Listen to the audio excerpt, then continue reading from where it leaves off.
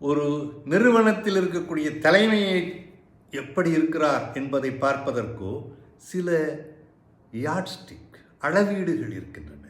அவைகளை வைத்து பார்க்கும் பொழுது ஒரு மனிதனின் அளவீடு வசதிகளிலும் எங்கு என்ன செய்கிறார் என்பதிலும் இல்லை, எதிர்ப்பிலும் குழப்பத்திலும் எங்கு எப்படி செயல்படுகிறார் என்பதில்தான் உள்ளது.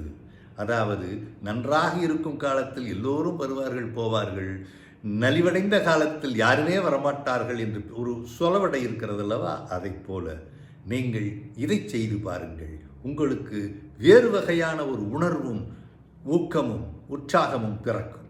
தலைமை என்பது அந்த இடத்துக்கான மதிப்பை அளிப்பதிலும் மற்றவர்களை நடத்துவதிலும் எந்த அளவுக்கு சுயமரியாதையை காப்பாற்றுகிறார் என்பதையும் பொறுத்தது.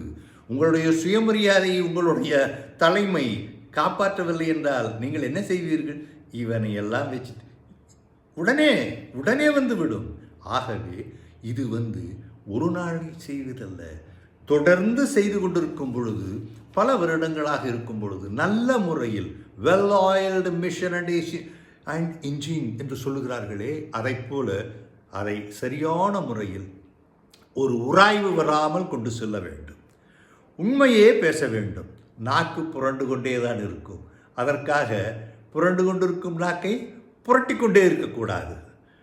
எந்த கடினமான சூழலிலும் இதை பின்பற்றினால் உங்களை யாரும் வெல்ல முடியாது. உடன் பணிபுரிபவர்களை கண்ணியத்தோடும் மரியாதையோடும் நடத்துவது உயர்வான எண்ணங்களை உருவாக்கும். அவர் எவ்வளோ கரெக்டாக is a humanist, he talks, அவர் நல்ல முறையில் எல்லோரையுமே பேசுகிறாரு, நல்ல அப்படியா? இதை வாங்குவது வெகு வெகு கடினம். ஆனால் சில பேர் அதை பெறுகிறார்கள் அல்லவா? நீங்கள் ஏன் அதை பெறக்கூடாது? உங்கள் வார்த்தைகளையும் உங்களது அர்ப்பணிப்பையும் சரியான முறையில் நீங்கள் பின்பற்ற வேண்டும். சொல்லுவது ஒன்று, செய்வது ஒன்றாக இருந்தால் நடக்குமா?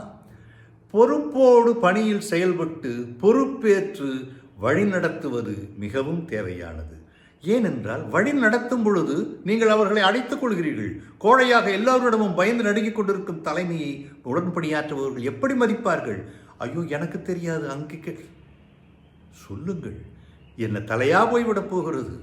பேசுங்களேன். உங்கள் மதிப்பு மரியாதையை எப்போதும் காப்பாற்றுங்கள்.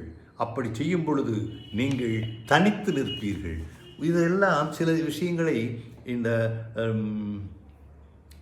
accountability, ethics, honesty, integrity, leading with honor என்ற தலைப்பில்